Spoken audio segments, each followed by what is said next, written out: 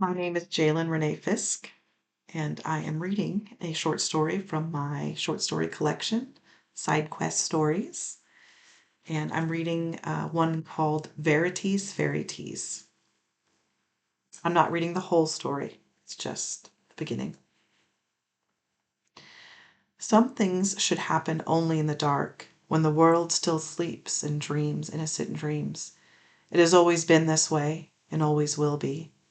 And you would have it no other way, because you are one of the few who thrive during the time when the sun has not yet risen, when the lamplighters are not even awake. A smile creeps across your lips as you light the hearth and feed it a few logs. The embers burn bright and warm the kitchen. Malcolm will join you soon with the fairies. You are eager to mix the day's teas and fill each pouch with the perfect assortment of herbs, flowers, and fairy morsels. Like anything made with love, it takes devotion. It takes sacrifice. Your little corner cafe started as a small tea house, so adding a bakery had been a natural transition. Both required an appreciation of recipe, creativity, and patience. So when the sundry store next door closed down, you bought it as quick as you could. The bakery side of the business struggled at first. Your artisanal teas were, and still are, famed throughout the land, but your cakes, biscuits, and breads were dismissed. There was nothing special to draw the customers in, that is, until you discovered the teeth. On a morning much like this one, you were plucking the fragile airy wings off one of the fairies when the little creature slipped from your grasp and fell to the kitchen floor. Your cat Hera leapt at the chance of a free delicacy and snatched the fairy in her mouth before you could scoop it up off the ground. "Bad Hera!" you yelled. She froze long enough for you to pull the fairy away, but the head remained trapped in her jaws.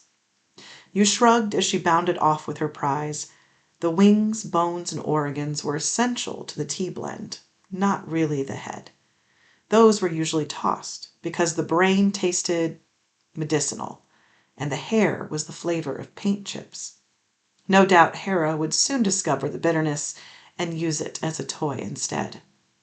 When you stepped back to the table and to your wing plucking, the faintest crunch came from under your shoe. You pushed your magnifying lenses up and peered down. Crumbled bits of white powder sparkled on the floor. There were a few bigger pieces beside the powder, so you used your tweezers to pick them up, one by one, and place them on a porcelain saucer. You flipped your lenses down and down until the magnification revealed 3 baby pearls. How odd, you thought. But when you turned them this way and that with your tweezers, you noticed they were not spheres. They were teeth. They must have been knocked out from the fairy's head when it fell. Fairies are mostly sweet, but in different ways. Their wings taste of vanilla, their little hearts like dark chocolate, and bones as rich as butterscotch. The blood is golden and as sticky and syrupy as honey. But you'd never bothered to try the teeth before. It was so much easier to discard the whole head than try to harvest something as tiny as teeth. You eyed the little teeth pearls, then one by one placed all 3 on your tongue. At first there was no taste at all. You frowned and returned the fairies that still needed harvesting, adjusting your lenses yet again and chewing absently. That's when you tasted it. Marshmallows. Crunchy, smoky marshmallows freshly toasted upon a fire. Immediately you knew the teeth would solve what was missing from your white chocolate truffle cake, and you abandoned your wing plucking to search for the tossed heads in the trash. You found 11 heads and carefully pulled every incisor, molar, and canine from each tiny fairy mouth. The addition of fairy teeth sprinkled in the icing made your white chocolate truffle cake legendary, and your cafe was saved. Nothing pleased you more than watching your customers lick up their plates and fight over the last piece.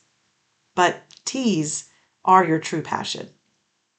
You pull out the glass jars that contain the dried fairy elements and admire each one. The jar of teeth rattles when you move it closer. Even 1 gram is priceless to you. You measure out a cup of jagged fairy bones, which look much like crystal, and pour it into a small tin canister that already contains white tea leaves. You add 6 fairy wings and a handful of crushed lavender petals. To make your famous fairy teas, the sweetness must be tempered with just the right amount of savory, earthy tones like clove and chai. For this mixture, you add 10 flakes from a cinnamon stick. None of your customers have complained about the ingredients. It's not as if you breed fairies and fatten them up simply to be consumed. In fact, there is a disclaimer in your window that states your teas and baked goods are made from locally harvested, all-natural, wild-caught ingredients. No chemicals, no pesticides, just the pureness of Mother Earth. Thank you.